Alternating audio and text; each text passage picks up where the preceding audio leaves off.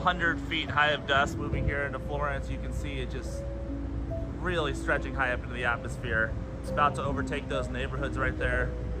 You can just see it approaching very, very quickly here. Huge amounts of dust. This is definitely one of the best haboobs I've seen in quite a while here in Arizona, in Pinal County.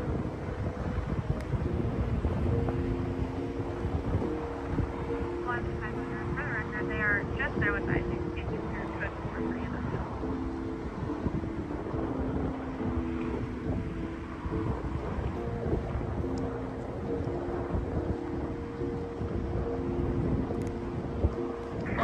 copy. I just need to make sure our crews are safe. If there's any smell of anything, they need to leave the area immediately. Look at the speed that it's moving in there.